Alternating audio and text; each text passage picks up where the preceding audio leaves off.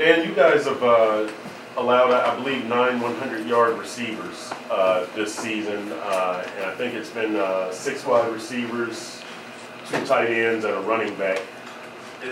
What does that come from? Is it poor tackling that's allowed a lot of that? Poor coverage, missed assignments?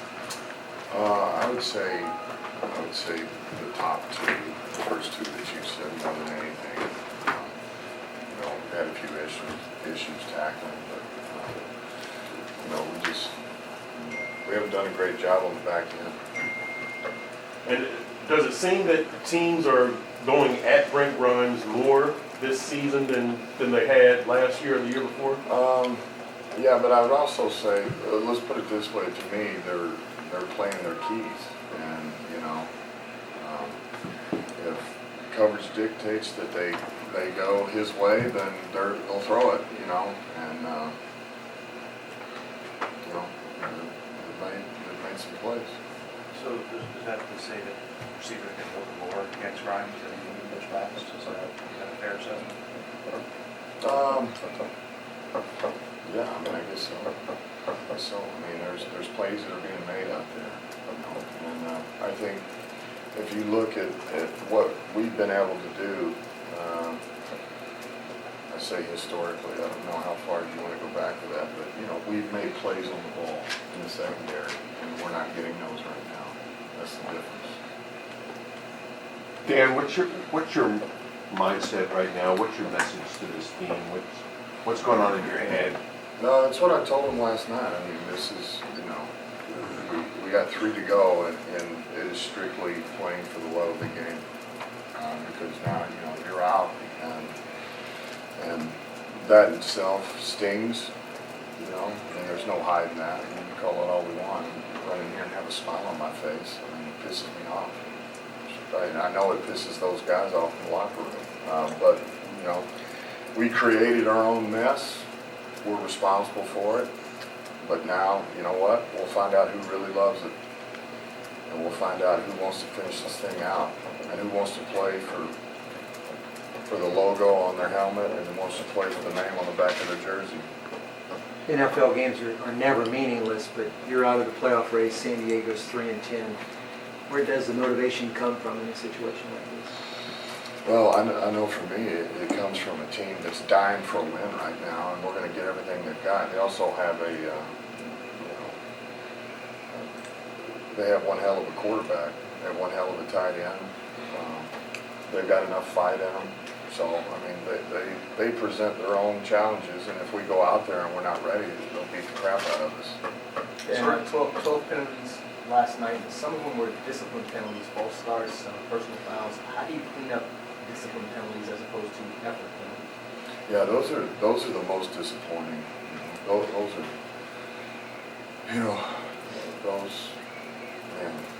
you just got to address them, and those things will be addressed one-on-one with those individuals. And I said it last night. The ones where guys are scratching and clawing to make plays, and something happens. Hey man, that's part of the game, and those are the ones that you have to be able to overcome, because sometimes those happen. But the ones you're talking about are totally inexcusable. There is absolutely, there's nothing that's okay about that. Lamar Miller said that he was good to go towards the end of the game, but is there a reason why we didn't see him while we saw him go very out of stretch? No, he just had the ankle, for a while, and then we got to the point where we felt like we had to throw it a little bit more. The runs that we had, when you look at what we did in the second half, we ran it really good in the first half, and we still busted a couple. We come out and we get a 1-yard gain, now it's 2nd and 9. We get a holding, we get a false start. We come out, we run it for 1. We run, and I said it there again. When you're not efficient, first or second down, when you run the ball, you put yourself in the bind. You want to run it on 2nd and 10, all of a sudden it's 3rd and 10. And that's a problem.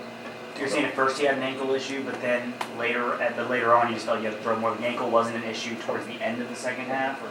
No, what I'm saying is that he had this is the first that I've heard of that he was okay to go at second. So that's what he told you guys. I knew that he wasn't in there for a spell because I saw him limp off the field. So at that point, I'm just trying to manage the game. When you see that you guys aren't getting much, I guess maybe push off the ball at the point of attack, what do you attribute that to when you're getting the 1 yard gains in the run game? Well, there again, it's, there's 3 different things that I can think of. One play I remember is where we don't come off double team on the linebacker. So the linebacker hits it, so that's a technique there, staying on a little too long. One of them is the running back. It was a bad run, The other one is the tight end doesn't finish the block on the backside. He's the one who makes the play all the way down the line of scrimmage. So it's never one guy. It's always something different in the run game. And where we were clicking in the first half, we didn't quite hit those in the second half. I mean, we had a few, but not enough. And I know you don't like talking about the future beyond the next 3 games. That's kind of our job to look at that in the bigger picture. Do you still feel like you make coaching adjustments in your control of the being supposed to be go get? Yeah, I know you guys are going to want more of an answer than, I'll be honest with you, I just want to win. I just want to win, and all I care about is San Diego. I just want to finish this season now. That's really all that's it. Coach, everything that we see, your body language, your words, your expression shows the hurt that you feel in these losses.